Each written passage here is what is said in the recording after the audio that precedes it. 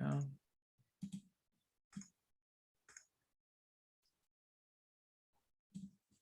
All right, welcome everybody.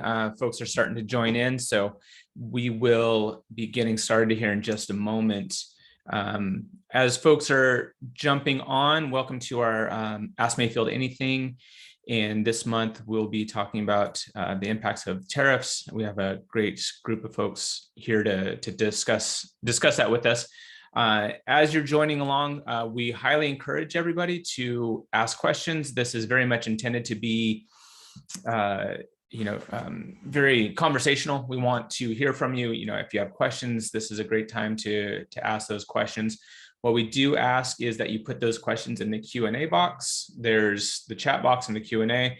We're going to use the chat box today probably more heavily than we have in the past for those of you who have participated, using that to give you some links, some things, some actionable items that you can take as this on this topic, I should say. And so the Q&A, we'll be keeping an eye on that. So if you could put your questions over there, we'll make sure to bring those up for the panelists as we're moving along. So, so welcome everybody. And let's just go ahead and get going here. So thanks again for joining. My name is Ryan Mayfield, founder, CEO of Mayfield Renewables. I'll give you a little bit about who we are in a few minutes, but I've been in the industry since '99, started off as a installer in the Front Range of Colorado, and then moved to Oregon, where I'm now at, and have been doing design engineering type systems since 2007. And just really enjoy talking with smart folks like those that we have here today with us. So appreciate you all making your time with us. So today we have three people to talk with us about the tariffs, the impacts on the industry. I'm going to start off with Stephen Irvin. So Stephen has led the Amicus Solar Corporation, and they're a certified B Corporation, Colorado Public Benefit Corporation. They are a purchasing cooperative, the first one for the solar industry in the North American market. And they are, something like 60 plus companies are members, Stephen. And, it's a democratically managed group consisting of EPCs, installation companies across North America. Prior to that, Stephen was CFO at Namaste Solar. And then before that, he was working in academia and a non-market valuation of public goods, renewable energy programs, irrigation water projects in Nepal, Ghana, Ethiopia, and Afghanistan. It's pretty impressive there, Stephen. I like that. So welcome. Thanks for taking time. Also with us today is David Dunlap from BayWa. And David has joined or started in the industry, looks like 2016, and with background in residential construction management and green building technologies. David, you got your start at SEIA, like a lot of us did, so back in 2004, and also has worked with Honeywell Building Solutions in the public sector. And then also, David, I love this, that do a lot of hiking, and then also the ceramics at your home studio. That's impressive. I like the home studio ceramics. Maybe someday I'll be able to get there. And then Suzanne Leta joins us. Suzanne's the Senior Director, Head of Policy and Strategy at SunPower, where she leads a team that focuses on market strategy and policy for SunPower's customers and businesses. And Suzanne also serves on the Executive Committee of the Board of Directors at SEIA, at National SEIA, Leadership Council for Advanced Energy Economy, and the Advisory Council for Clean Energy for America. That's quite a bit, Suzanne. Hopefully you find time to sleep as well. I had the distinct pleasure of working with Suzanne when we were both on the SEIA board. And so that was a lot of fun. I got to see how well Suzanne works in person. So that was quite a treat for me. So thank you, Suzanne, for joining us as well. And also, I do have to say, Suzanne, one of my favorite stories, I'm going to throw it out there, of running into you in the middle of nowhere, Utah, That is still by far one of my favorite stories. I haven't told it to this group, so I'll just kind of save it. But that was quite an interesting thing to have happen. So of all places. So with that, we'll just get going, or keep going, I should say. So about Mayfield Renewables, real quick before we jump into the topic. We are a technical consultancy firm. We do system design and engineering. That's the core of what our business does. Education and training. So I'm really excited about some of the education and training opportunities we've had. We've partnered up with AVO Training Institute, and we're doing some courses specific on NEC, both for PV plus storage, and then also traditional PV systems.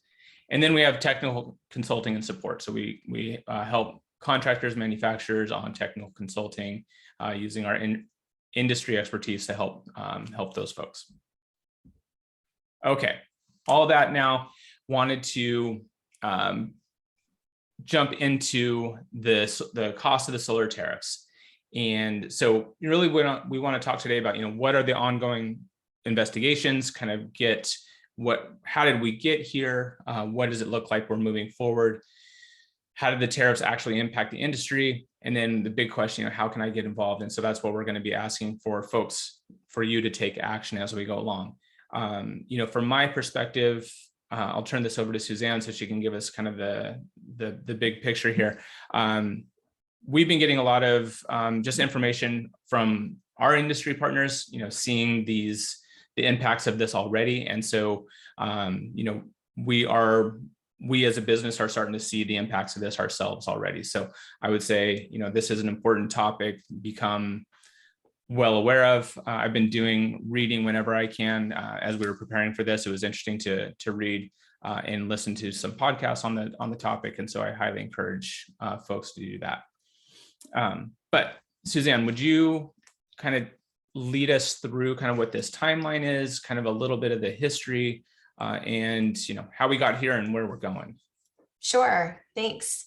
And yes, I will never forget running into you while you were backpacking in my favorite meadow in Utah. So thanks for inviting me to participate. It's really nice to be a part of this. Let me first start by giving you some context. I think many people think about what's happening with this decision with the Department of Commerce as being the same type of proceeding as what we experienced in the past couple of years around Solar 201 tariffs. And it is not. It is fundamentally not the same thing, even though the political environment might be similar. So a couple of years ago during the Trump administration, President Trump at the time put forward a presidential proclamation establishing Section 201 tariffs on solar cells and modules imported into the United States from most countries around the world where those cells and modules were being manufactured. The Biden administration, again, through a presidential proclamation directly by President Biden, had the ability to decide whether or not to extend or modify those Section 201 solar tariffs earlier this year. And as a result of a lot of advocacy efforts and direct communication with the Biden administration, that administration did extend those tariffs earlier this year, but established within that extension an exclusion for all bifacial modules imported into the United States, with that definition of bifacial being so broad that it allowed for most products to continue to be imported into the United States without having to face those 201 tariffs. This is different. This is a completely different kind of proceeding that is about products imported into the United States from 4 specific countries. And it's the result of a petition by a singular entity to the Department of Commerce. And the decision is made by the Department of Commerce, and specifically the Commerce Secretary, not by the president via a presidential proclamation. In addition to that, because it's that kind of Department of Commerce proceeding, there's a whole set of rules that the Department of Commerce has to take a look at. And they have to kind of shield themselves in that process from direct intervention by the president. And it's not, this decision cannot be made specifically by the president via a proclamation like 201 tariffs were. So that can be confusing to a lot of people. So I just want to make sure that was clear to everyone listening. So again, 201 is kind of not really an issue anymore, but now we have this other tariff issue, which is a result of this petition by Oxen, which is this very, very small manufacturer in San Jose, produces very little product to date, to the Department of Commerce that was filed last November. And in essence, they asked the Department of Commerce to consider imposing the same duties that they currently impose on cells and modules imported into the United States from China on 4 named Southeast Asian countries too, and argued that the manufacturers in China of cells and modules in China were circumventing duties that were intended for products from China. And they were instead manufacturing in these 4 countries to circumvent those duties. So you'll hear the acronym ADCVD. That stands for anti-circumvention of countervailing duties. AD, anti-circumvention, CVD, countervailing duties. So it's an AD-CVD petition. It's super wonky. There's a lot of challenges with this petition. But that's the backstory. That's what happened in November is they filed this petition to the department and they said, you need to be imposing these duties, which can be upward of 250% of the product cost on really pretty much any manufacturer that is manufacturing cells imported into the United States for US domestic manufacturing or modules imported into the United States. That is most of the panels and cells imported into the United States. It's about 65% of all of the modules imported into the US, and about half of all of the cells imported into the US for domestic manufacturing. So major market impacts. This didn't get as much press attention or attention from Congress or others because it didn't trigger this level of uncertainty until the Department of Commerce actually decided to accept the petition and start an investigation. So it was originally filed in November, but then the department decided to start an investigation in March of this year, on March 28th. And why was that such a big deal? They haven't actually made a decision yet, right? Well, it's a big deal because when they do make a final decision, and if that decision applies duties to those products, that decision can actually be applied retroactively to the date of the investigation. So that's back into November? Well, some will argue, I would say, those that are in favor of the petition, which is not very many people, but some will argue with the department that it should go back as far as November. But most people think that the retroactivity will likely go back to just the investigation date, which is March. So that's why it triggered this uncertainty basically immediately after that investigation date. So the earliest by which the department is required to actually make a preliminary decision on whether or not to impose these duties is at the end of August. And then the earliest by which that they would issue a final decision would be sometime between February and April of next year. So lots of uncertainty until at least a preliminary decision in August. And the reason why we're seeing so much market uncertainty is because if nobody knows what those duty levels are going to be, and they could be as high as 250%, people don't want to take that risk. The importer doesn't want to take the risk. The project developer doesn't want to take the risk either, right? So that's the issue. That's the crux of the issue right now. So ultimately, Suzanne, is it going to be the importer that's going to be paying that? Like, I guess, how's the money going to flow in this case? Well, typically it is the importer of record that pays the duty. So it depends on how the sale is structured, the transaction is structured. One way or the other, it will be captured in the cost of the product. Sure. Yeah, absolutely. Yeah. Yep. So we are working really hard. I'll talk about the impacts in just a moment of the work that SEIA has done to survey the market. But we're really focused right now on ensuring that there's pressure on the Department of Commerce in every possible way to make it a preliminary decision much earlier than the end of August to try to lift some of that uncertainty. And they have every authority to do so. They have full authority to do two things. First, make a decision really anytime. And second, make a decision that's a negative determination. We don't know if they'll make a decision that's a negative determination, although, SEIA's view is that is very clear in terms of the legal record. But at a minimum, Congress, governors on a bipartisan basis are just asking the department to speed up the timeline so that we can get to a preliminary decision much more quickly than the end of August and lift some of this uncertainty. Although it won't be a final decision, in all of the past cases, these types of cases at the department, a preliminary decision is a very good indicator of what a final decision will look like.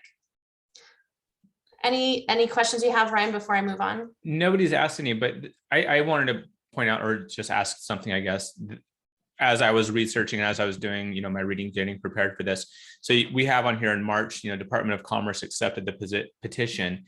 And so as I understood it, because of some maybe arcane, some may say, rules in the Department of Commerce, because of what Oxen filed, it met the technical merits or something. It was the Department of Commerce, it wasn't a choice for them because of the way that their rules are laid out for them. Is that correct? I mean, the way that the petition got presented to them, it met the technical merits of now the Department of Commerce has to look at this. Is that a true statement? Is that? SEIA disagrees with that, but that Okay. was the Department of Commerce's explanation. Okay. And you're right that the law regarding these types of proceedings is actually based on trade law from the 1930s. So it's pretty outdated. Right. And it, in essence, the Department of Commerce decision about whether or not to investigate was a binary.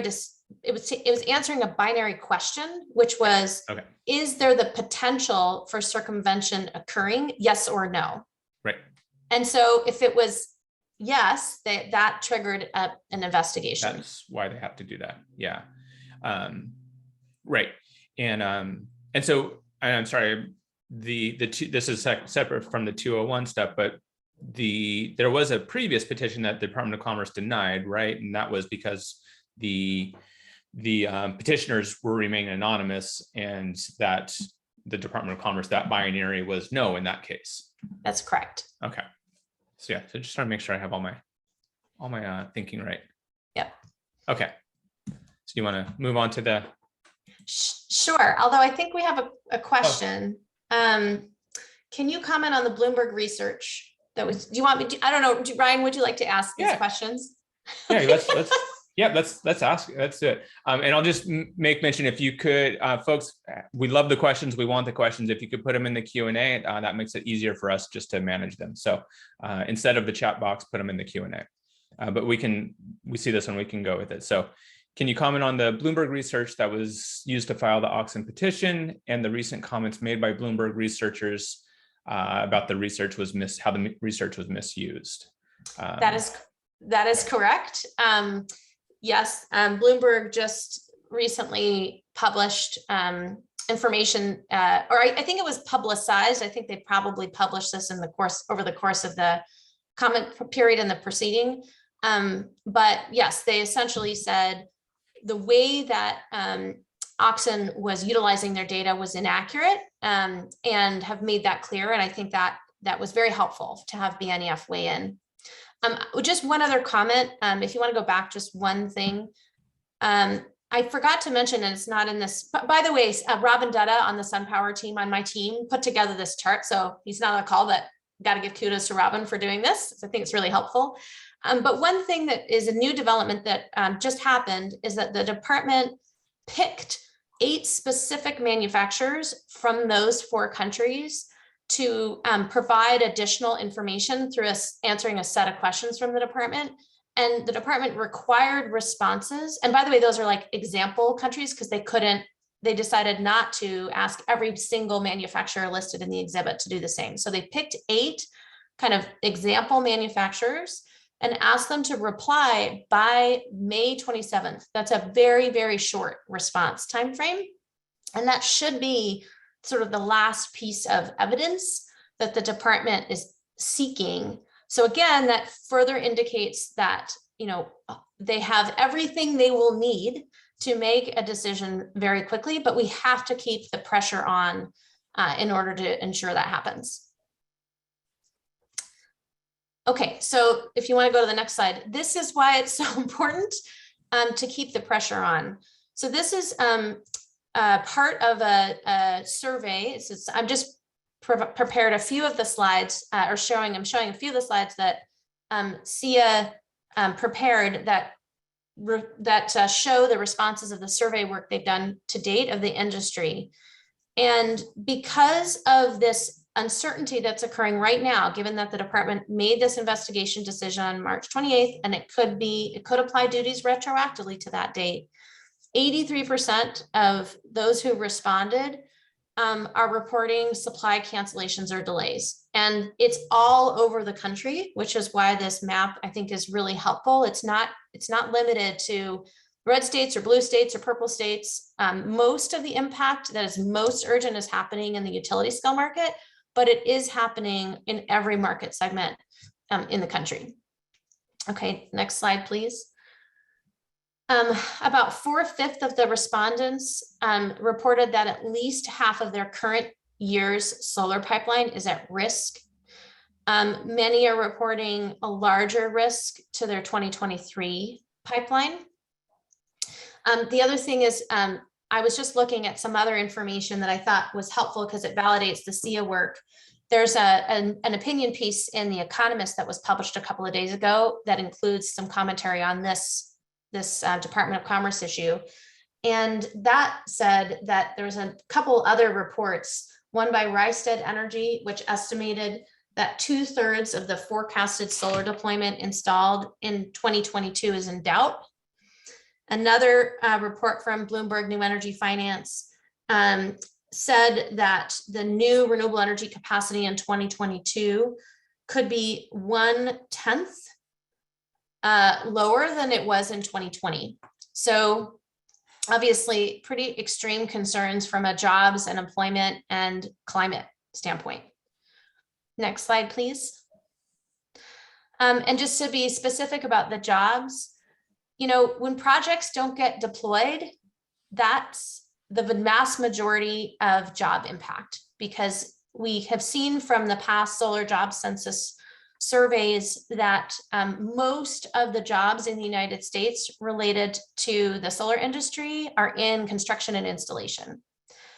So more than 100,000 jobs could be lost if these tariffs are imposed. Again, we're already seeing some of those impacts from projects that are stalled. And just keep in mind that there's about, I think, 220,000 or so in solar jobs in the entire US today. So, it's a little bit less than half of all of the solar jobs in the United States.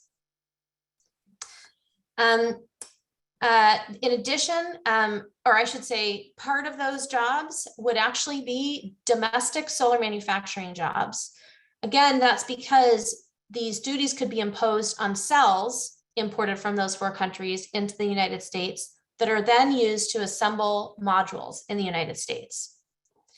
So that is the level of impact that is likely if this uncertainty and risk continues. Okay.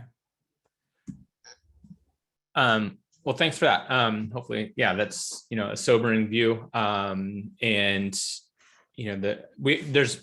there's more to be said, and so I'm going to kind of bite my tongue on a couple of things that I want to talk about towards the end here. So with that, David Dunlap's joining us, to talk about kind of the industry impacts, kind of how folks can be looking at this, and David, from your perspective, at BayWa being a supplier, how are you talking with people? What are you seeing, and what are you helping your customers? Thanks, Ryan. Yeah, I think really jumping right off from where Suzanne left off with the overall impacts, I think it's pretty obvious that we should be expecting sort of the continuation of the impacts we're seeing today, which is delays to timeframes, delivery dates, elevated pricing, which is just basically a macroeconomic function, as well as the speculation and the risk taking around the potential tariffs. Right, Suzanne mentioned that if there's this potential of some number up to 250% of a tariff applied, some manufacturers might look at that and say, I want zero risk of that, so I'm going to only sell FOB, a Southeast Asian country, and then it's up to the importer to take on that risk. Others are saying, here's our best guess at where we're going to fall on that potentiality. And so we're going to offer the market a price that includes some discretionary amount of tariff that we think might be that number. And then we're going to take the risk. We're still in the midst of kind of playing out and trying some of those different scenarios, and not all the manufacturers are participating in that. And that's causing, with a continued shortage, which is also causing the elevated pricing. I think one of the really unfortunate things is just the perfect whirlwind of many challenges here. We all use the term solar coaster very comfortably. We know what it means in this industry. One of our regional sales managers recently said, it's not a solar coaster anymore. It's an entire theme park. And I think that's really true, that, we've got all these different things that we're tackling all at once right now. And with the COVID challenges, with the supply chain, global supply chain disruptions, with LG Electronics choosing this year to exit the market, any one of these would be disrupting, right? But all of them on top of each other and compounding and challenging each other is just really what's creating these, so many different ripples and impacts. So it's hard to say that, the tariff alone is responsible for all these things, but I think it's showing up for all of us kind of in these realities of information is delayed, product is delayed, pricing is uncertain. The time it takes to clear ports and sort of navigate the normal trucking and logistics things is either unknown or certainly slower than it used to be. The necessity for dealing with change orders, whether it's initiated from a manufacturer to an EPC or through the supply chain, through a distributor or an installer to their homeowner customer. I can still do this job for you, but I can no longer do it with the product or the price that I promised you. Right. So all of these things, I think, are the impacts that are facing. I'll turn for a second here and sort of thinking about the different segments. Obviously, in distribution, we don't really service or work within the utility space, but our sister BayWa Projects company is really viewing this as the long-term uncertainty is preventing them from putting the contracts in place for future years. And that is absolutely a disruption. If you ask them, how are you doing for 2022? Is this going to impact your business? No, those contracts were already written. They probably had product they're working on development, or maybe this is a section of the cycle where they're just doing the design and paperwork and contracts for a future year. But the longer it goes unresolved, the bigger the impact. I think we all know that at the utility scale and the price parity that's needed for that, having an impact like a 250% tariff on an imported module is probably a deal killer in most cases, right? So I think that's where we basically can say a positive outcome to this case is a full stop for utility scale business without some new workaround, some new opportunity to get those install cost and cost of equipment back to where they need to be. I think the hardest hit segment is actually going to be the C&I space for this year. I think it's already showing up with a lack of module supply, and the impact that the pricing is having is most egregiously felt on commercial projects, right? They often are looked at with a very tight ROI requirement or a very limited time window for that ROI. So 5 cents, 10 cents a watt really makes a huge difference right away. And of course, compounded with the module tariff implication on pricing, we've got the supply chain challenges, the shortages, the semiconductor chip shortage that's causing a lot of inverters not to be available. That again, macroeconomics just kicks in and says there's not enough supply. Whatever available supply is here is now worth more, price goes up. It's compounded, right? So I think the biggest squeeze is going to be on the less tolerant C&I space, and is where that shortage and the price gap is going to be the most intense. The residential market, if we think about what the price is today in terms of a potentially tariff impacted LONGi module, for an example, a tier 1 module today with a tariff buffer applied to it, is really not that different from the price we were all paying for that same module in 2018, maybe, right? So I think we can understand, and an installer can figure out what price do I need to be at to make my margin, make this economic, have an offer. The challenge, of course, is that that's not the same price that they signed the contract on 6 months ago.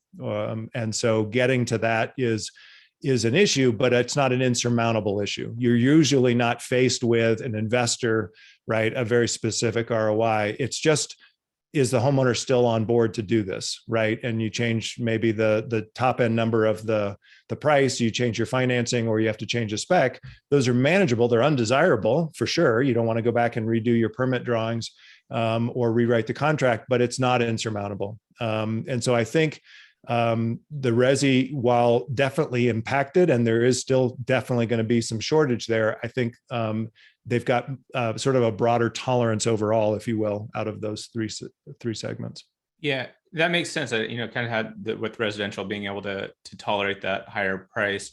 I guess my curiosity is around just availability of product, and I don't know if you can speak to that. For me, it feels like yes, residential, they might be able to absorb some of those, not necessarily absorb, but the cost won't be as much of a deal killer for a utility scale project where they're looking for every quarter of a penny they can drop out of anything. 250% is not going to work. But in terms of availability, I always think of it kind of the reverse, though. Residential maybe on the lower end of having that product availability. Is that something that you're seeing at BayWa, or are you guys holding some specific for products for residential versus C&I?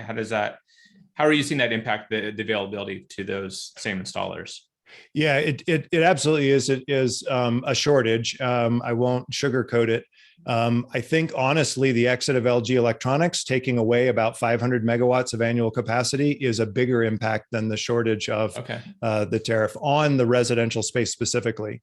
And that really is just a factor of how big that LG slice was of the overall residential market. When you compare it to the total deployed solar market, right, it's much, much smaller. And certainly from a manufacturer's production standpoint, if they were producing 90% of their modules were utility or C&I, style modules, are they still actually running the residential lines and still producing their full capacity? Well, in some cases, no. In other cases, yes, and they're trying to expand it. So again, it's sort of the perfect storm. I think if it was only the tariff issue, yes, we would have problems getting replacement for all of the tier 1 manufacturers that are impacted out of the production for those 4 countries. That's a significant volume of residential modules. There's no question. And none of the existing residential manufacturers, whether they're building product in the US or in Canada or in Europe, they didn't have the available volume capacity from a production standpoint to just flip a switch, turn it on, and backfill that volume. So yes, it's going to be a shortage. I think the good news is that if we are thinking about kind of on a spectrum, a scale of 0 to 100% impact, most installers are not going to be impacted in their entirety, the full backlog. unless they were single line card and the one choice that they had was a product they simply cannot get, and they refuse to make a switch. Mhm. So what we're doing in terms of how we're helping to minimize or kind of mitigate these impacts, we've diversified our portfolio. We used to be a 3 manufacturer module line card because we had super deep relationships with those partners, and we believed they were best in class products, and we thought that was all you needed. We've got 9 on the line card now with a couple other backups. And so I encourage installers to think about how can you expand your offering rather than be affixed to a particular brand or a particular warranty offer or something else. What's most important for your business, and what other options might you consider in order to have access to a greater choice of availability? I think it's also important to have plans and backup plans. Here's what you'd like to do, but if you can't do that, plan for what are your alternatives. And again, it's not a 0 to 100. You have to plan for 100% of backfill, but maybe you've got an 80% security in your overall pipeline. And so you just need a backup plan for 20%. I think it's also important that we're communicating well, that we're digging in with our trusted partners and leaning into those partnerships and asking the questions of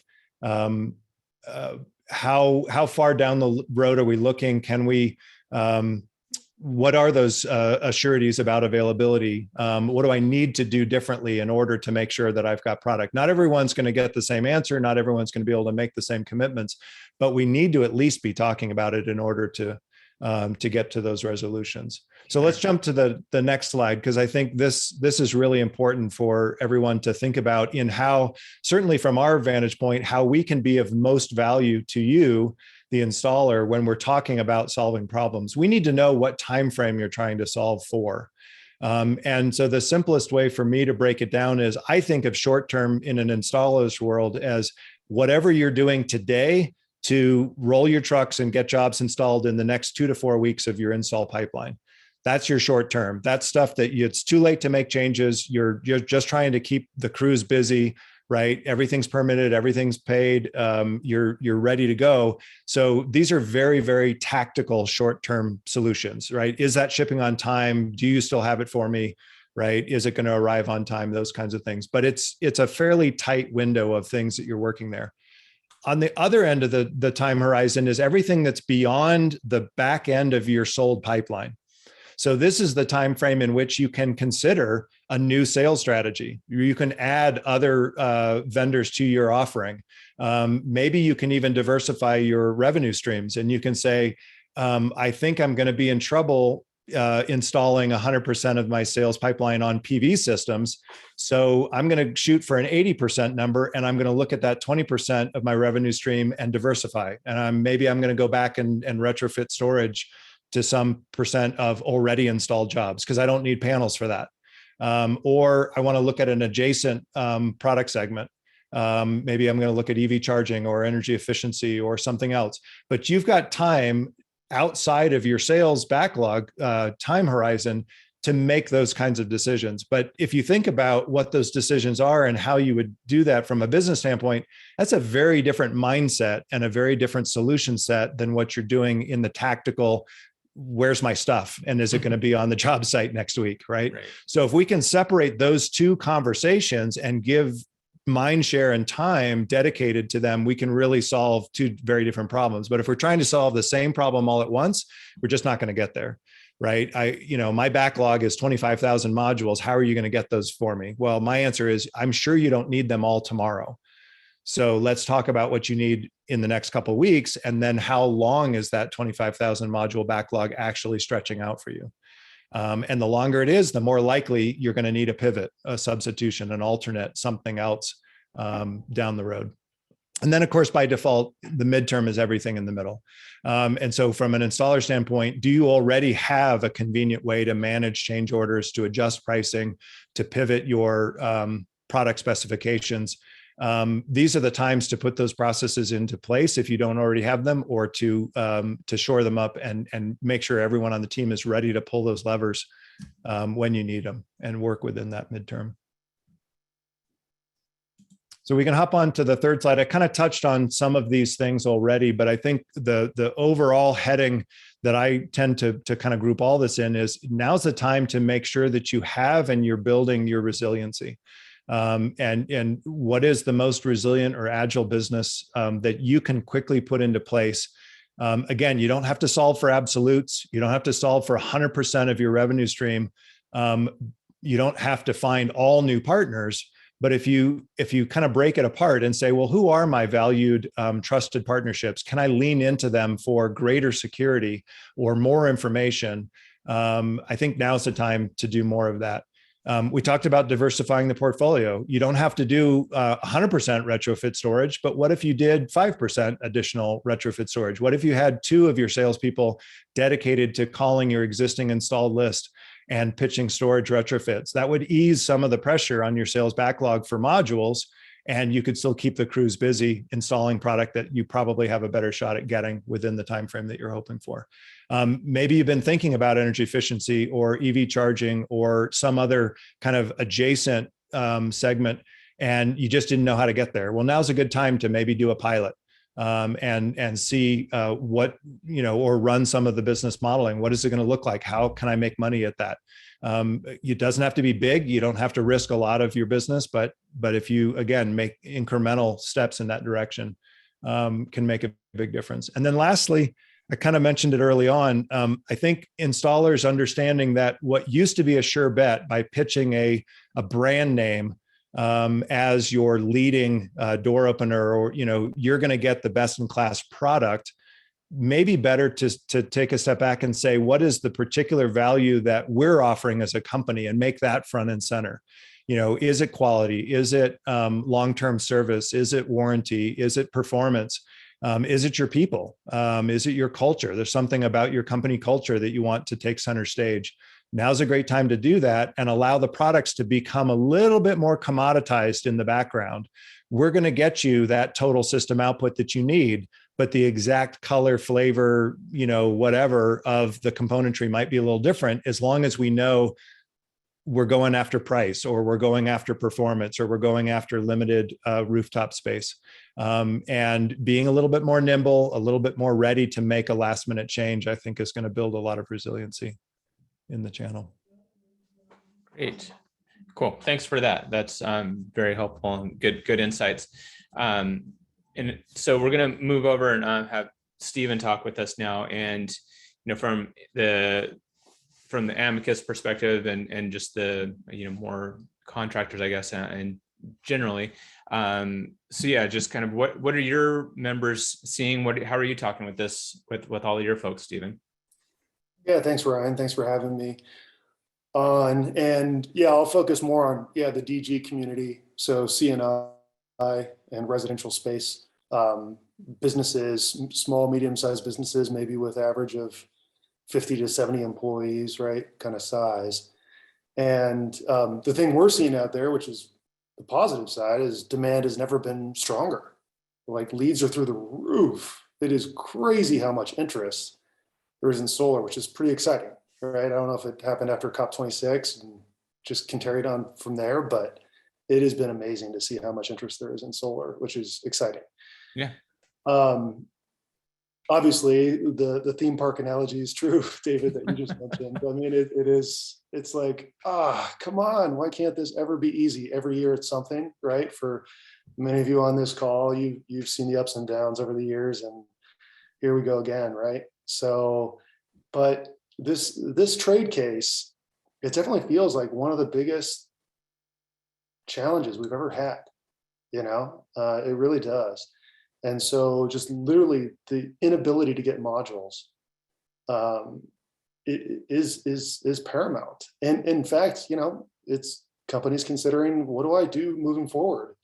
Do I freeze hiring? Do I consider layoffs in the future? This is serious, serious stuff. I can't emphasize that enough. And so availability is just as important as price. It wasn't that long ago we were talking about module pricing in the high 20s, and now look where we are today, in the low 50s or wherever we are. It's constantly changing. So it's such a dramatic change so fast that a lot of companies are stocking up. module inventory as much as they can, right, for their whole backlog, to try to manage that risk. Well, what happens when you buy all that inventory? Your cash flows hugely impacted, right? These are small businesses. They don't have access to capital. A lot of the large publicly held companies do. And so your cash flow is strained. You're worried about making payroll. Your margins are hit hard because you sold jobs that you can't reprice. I know we talked about, going back to customers and repricing systems, but that's tough when many of your leads are based on referrals. That's really hard to do. That impacts your image in your local market. So you can't easily adjust those prices. And yeah, add to it problems with lead times on transformers or panel boards and inverters, et cetera. It's the perfect storm. So one thing that I'd recommend, and I'm seeing a lot of folks do, is to over communicate with your banker. I know bankers aren't too much fun to talk to anyway, but try to over communicate with them as much as possible. Look at actually starting new banking relationships. There is so much interest in clean energy. Banks are now interested in this. Back in the day, it was hard to get lines of credits because they were like, what is this solar thing? This isn't going anywhere. That day's over. So reach out to different banks, especially banks interested in getting more involved with climate work, with ESG reporting, et cetera. That's happening more and more. They might be more willing to either increase your line of credit or offer you a new line of credit with more relaxed covenants, which are the rules around those lines of credits. The assets will be there, right? Remember, you're going to have this large inventory. That's what that line of credit will be a function of. The borrowing base of the line of credit will be a function of that inventory. So those assets will be there. So I encourage you to do that. Next slide. So what to watch out for? Be very careful. It's a seller's market right now. I don't know if many of you have even experienced a seller's market in this industry over the years. We've always planned for availability to be there. We've always planned for that continued step down decrease in module pricing. It is completely shifted. The buyer has very little leverage right now. And so be careful when you see some of the smaller manufacturers, like tier 2 manufacturers, asking for 30% or more deposits. It's happening. They're struggling for cash themselves. So that's a red flag. If you're working with a supplier, and this is with manufacturers directly, and they're asking for large deposits, you might not want to do that deal. Always ask for a DDP pricing. That's where you ensure they are the importer of record, right? And they're responsible for title all the way to the delivery location, and they take care of any issues along the way. Ask for a rebate on your pricing. So if they're saying, okay, the market is at 52 cents a watt now, ask for 7 or more cents a watt in a rebate if tariffs are not enforced. So Suzanne was talking about this retroactive piece. Manufacturers are willing to build into your terms a rebate that makes up for a lot of that retroactive tariff risk they're pricing into the module right now. So you get availability of the modules, you get the project to move forward, and you get the rebate back if the case doesn't go forward. But a lot of the smaller manufacturers, especially those who don't have what I call these 80 CVD rates already applied to them, they'll ask you to take on full liability because they're the ones that can't be distinguished from China, the Chinese government, and are at the high 240, 250% rate. It's called the countrywide rate. So a lot of the larger manufacturers already have assigned these 80 CVD rates from the 2012 case, the original case. And it's been updated every year, right? So like some are at 15%, some are at 20%, some are at 40% right now, et cetera. But those rates are already applied. So the thesis is if commerce finds circumvention is happening, they'll default to the rates that are already in the law, which are these existing rates assigned per company. So you kind of can manage your risk a little bit by working with manufacturers that aren't subject to the large countrywide rate of that higher 240+%. Hopefully that makes sense. And obviously do not sign any agreement that makes you liable, fully liable for those tariffs. That's a obvious statement, but just to call it out there. So that's where you're ordering direct from the manufacturers, and those are more than medium-sized companies. But for smaller installers who are ordering mainly for residential work through distribution, again, it's a whole new world. You can't really order by the job anymore, right, David? There's no, that's long gone.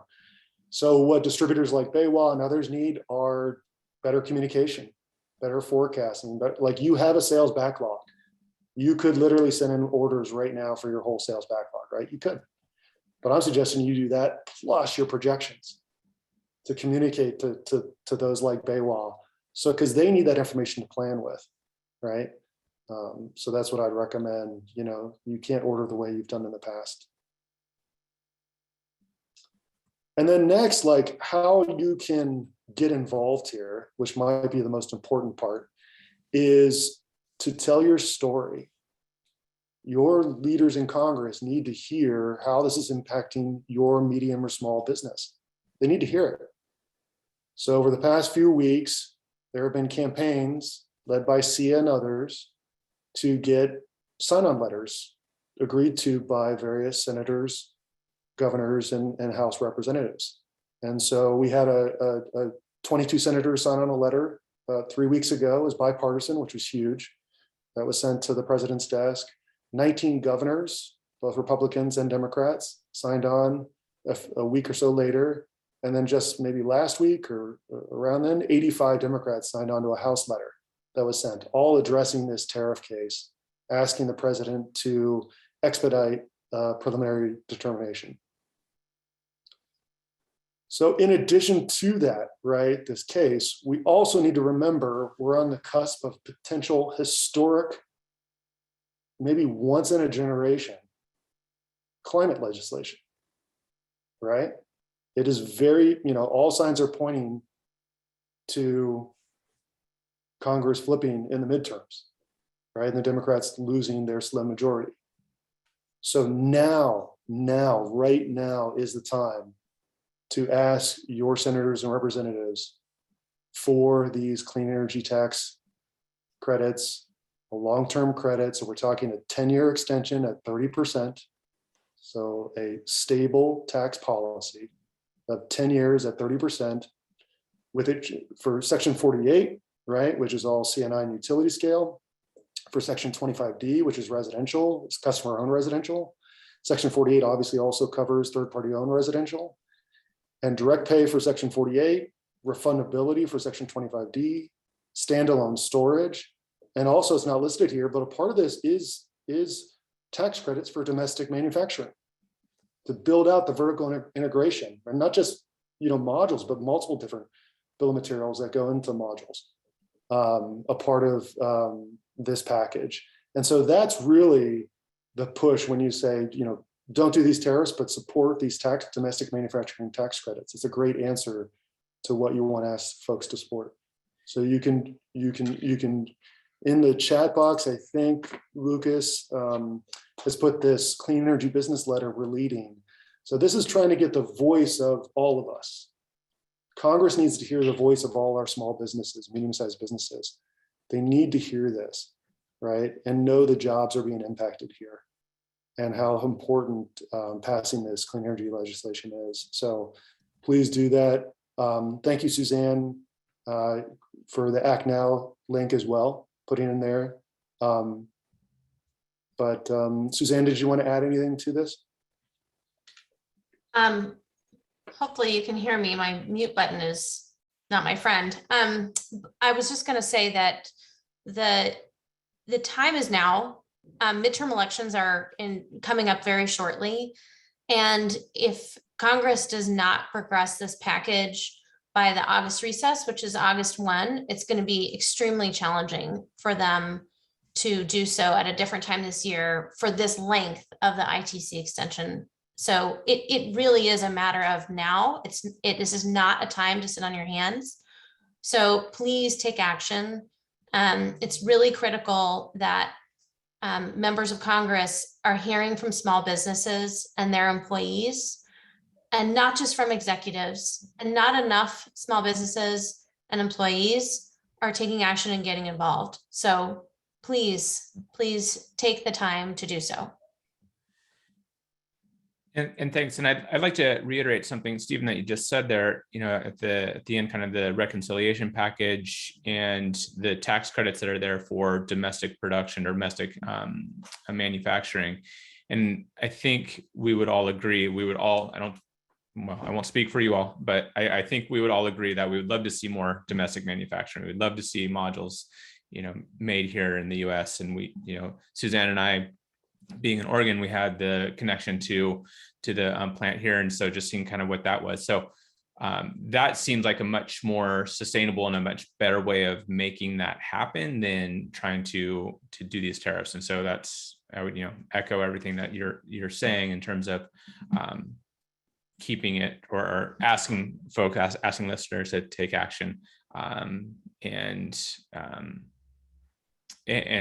encourage you to reach out to your elected officials.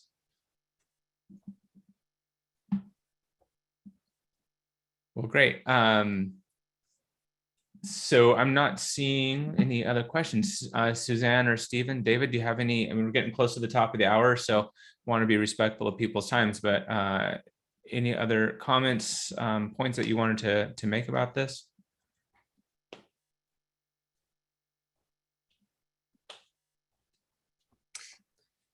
One thing that I'll throw out there is, we kind of talked about the theme park. I like that, David. So whoever, you got to give kudos to whoever came up with that one and over at BayWa. There's a lot going on, and one of the other things I want to point out for those that are in the California market, those that might be able to help support Cal. So there's another rally to try and basically the NIM 3.0, trying to make sure that tax doesn't, basically that solar tax doesn't go through. And so there's CalSA is putting together a rally on June the 2nd. So if there's ability for you all to support that, just yet another piece of action that our industry has to be taking. So again, it's not to make everything doom and gloom, but there are other things going on, so we don't want to lose sight of all the picture as a whole for things going on in the industry. Yeah, I agree, Ryan. I just throw in, I think, in these times of uncertainty where it feels hard to make some business decisions, keeping busy with things that are going to have an impact is a great way to kind of get some of that excess energy out. So get involved, make your voice heard, have those conversations. Advocacy is a great way to have an effect and to make things happen, even while you're waiting for some other things maybe to shift or move within your business. So well said. I can speak firsthand because it's what I do every day. Advocacy works. Having your involvement in terms of not just your businesses, but your employees, especially involved in contacting decision makers, whether it's in California or at the federal level or whatever state you're doing business in, really matters. The other thing I would say is engage your customers. We are doing this to save people money and help make our environment better. And customers care. They care about the decisions that elected officials make, and those are their constituents. So we and it worked. And I mean, it's not over in California, and 100% you should show up to those rallies on June 2nd. But the fact that we had that rendering decision delayed was truly an outcome of the amazing grassroots engagement that was led by CalSA in terms of what we've been able to achieve in the state. So it makes an impact. Don't think it doesn't matter. It 100% does. I speak from 19 years of experience doing this. So please do get involved. Well, great. So we're right at the top of the hour. So Suzanne, David, Stephen, really appreciate your time, your insights. Thank you all for everybody out there in the audience participating. And yeah, hope we all see a positive output from this, and please contact your elected officials. Leave it with that message. Thank Great, you. thank Great. Thanks, you, everyone. Brian. Okay, Thank you. be well, everyone.